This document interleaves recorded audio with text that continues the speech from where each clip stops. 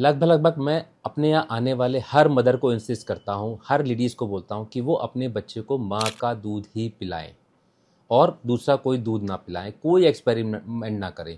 मैं लगभग लगभग अपने हर वीडियो में बोलता हूँ कि देखिए कोई एक्सपेरिमेंट करने की ज़रूरत नहीं है। कम से कम 6 महीने से साल भर तक, जब तक हो सके तब तक मदर फीड ही कराएं। अब सबसे बड़ी समस्या क्या है आज की डेट में, कि सबसे बड़ी कन्फ्यूजन ये है कि हम ऐसा क्या खिलाएं मदर्स को, ऐसा क्या दें, ऐसे डाइट में क्या बढ़ाएं ताकि उनका मिल्क प्रोडक्शन बढ़े।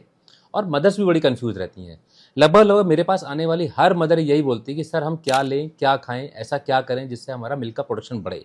तो आज हम इसी के बारे में बात करते हैं। नमस्कार, मैं doctor Ajay Vajpayee, royal children hospital Kanpur से आप सबके बच्चों का दोस्त, आप सबके बच्चों का लाइफ कोच और आप सबके बच्चों का पीडियाट्रिशियन। तो आज हम बात करते हैं मदर्स के बारे में। ये पूरा का पूरा वीडियो उन मदर्स के लिए डेडिकेटेड है जो अपने बच्चे को मदर फीड कराना चाहती हैं और अच्छे से कराना चाहती हैं ताकि बच्चों को आगे कोई दिक्कत नहीं हो। देखिए, जितना ज़्यादा बच्चे माँ के दूध पे रहेंगे उतनी उनकी इम्यूनिटी अच्छी होगी, उतनी उनकी रोगों से लड़ने की क्षमता अच्छी होगी, उतना उनको बीमारियाँ कम होगी, उतना उनको डायरिया कम होगा, उतना उनको निमोनिया कम होगा। तो हम ऐसा क्या करें, क्या खिलाएं, क्या करें जिससे हमारे मदर्स को मिल्क का प्रोडक्शन अच्छा रहे। तो आज हम कुछ मुश्किल से 5 या 7 चीज़ें ऐसी हैं जिनके बारे में बात करते हैं।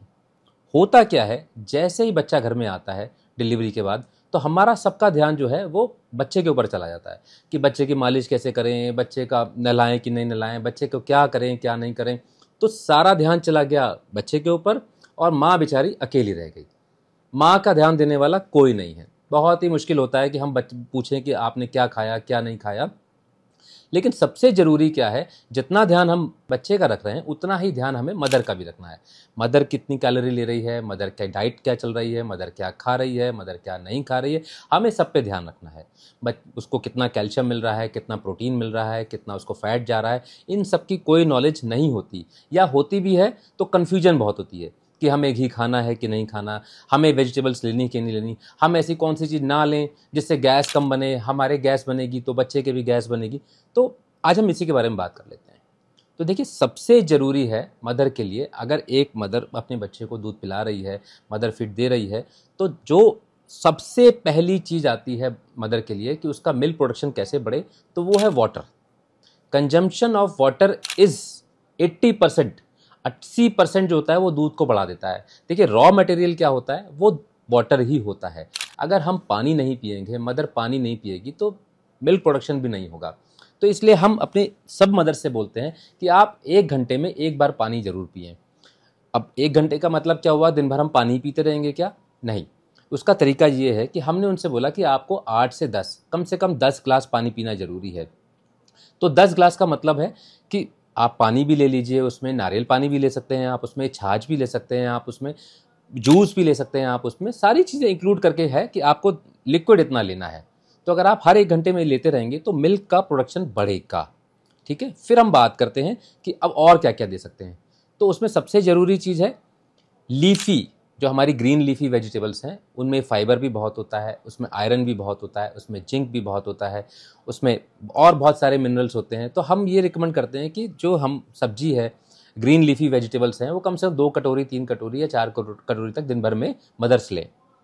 अब बात करते हैं प्रोटीन की। प्रोटीन कहाँ से मिलेगा? तो प्रोटीन का सोर्स सबसे अच्छा जो होता है वो है हमारे पास दालें।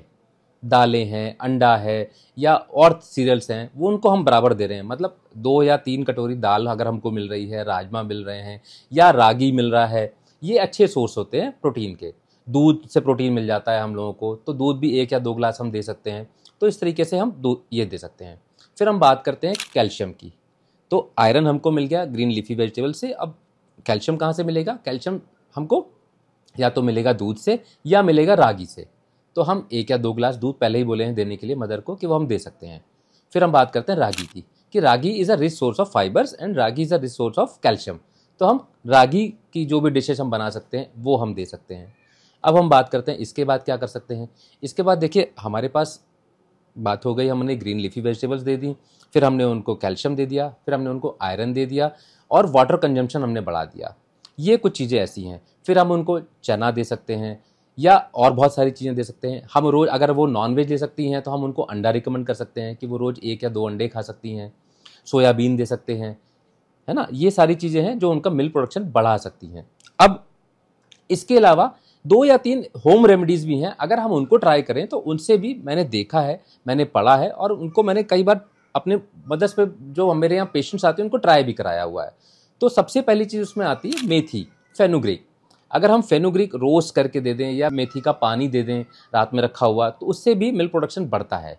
इसके अलावा जीरा, जीरा भी एक रिच सोर्स है कि हम उससे मिल्क प्रोडक्शन बढ़ता है। जीरे को हम रोस्ट कर सकते हैं, जीरे का पानी दे सकते हैं, जीरे को रोस्ट करके हम उसमें दही में मिला के दे सकते हैं, या हम उसको छाछ में मिला के दे सकते हैं, या हम उसको सैलेड में डाल के दे सकते हैं। तो ये भी हम कर सकते हैं। इसके अलावा हम बात करते हैं, मेथी की बात हो गई, जीरे की बात हो गई, सौंफ। सौंफ को हम दे सकते हैं, सौंफ को चबाने के लिए बोल सकते हैं कि हम सुबह शाम हम थोड़ी सी सौंफ दे दी, चबा के दे सकते हैं। तो दैट ये भी एक रिच सोर्स है दूध बढ़ाने के लिए। उसके अलावा एक हर्ब्स आती है, अगर आपने नाम सुना होगा शतावरी। तो अगर हम शतावरी का पाउडर भी आता है और शतावरी का टैबलेट्स भी आती है। तो अगर हम शतावरी टैबलेट या पाउडर फॉर्म में भी देते हैं तो ये भी मिल्क प्रोडक्शन में काफ़ी सहायक होती है। तो अगर हम अच्छी डाइट ले रहे हैं, अच्छा दूध ले रहे हैं, इसके अलावा मैं घी की भी बात करता हूँ कि अगर हम थोड़ी बहुत मात्रा में घी दे रहे हैं तो that is a rich source of energy. तो मदर को क्या है, एक एनर्जी भी अच्छी मिलेगी और मिल्क प्रोडक्शन भी बढ़ेगा। पुराने ज़माने में बोलते थे, मदर बोलती थी कि हमने 10 किलो खाया घी, या 15 किलो खाया, या 8 किलो खाया। तो मैं किलो की बात नहीं करता हूँ, मैं तो थोड़ी बहुत बात करता हूँ कि हम थोड़ा बहुत घी अगर बराबर दे रहे हैं मदर को, तो उससे भी उनको एनर्जी भी मिलती है और ये मिल्क प्रोडक्शन में बढ़ता है। फिर लास्टली देखिए, पुरानी परंपराएं चली आ रही हैं और वो आज भी सहायक हैं। तो मैं हर मदर से कहता हूँ, देखिए पुराने ज़माने में गोंद के लड्डू बनते थे, ड्राई फ्रूट्स के लड्डू बनते थे, पंजीरी बनती थी, उनको भी ना भूलें। अगर हम उनका सेवन बराबर करते रहेंगे तो मिल्क प्रोडक्शन में कोई कमी नहीं आएगी। तो अगर हम इन सब बातों का ध्यान रखते हैं तो हम बराबर अपने बच्चे को कम से कम 6 महीने से लेकर साल भर तक मिल्क की कोई कमी नहीं होगी। आप अच्छे से फीड करा सकते हैं। Thank you so much.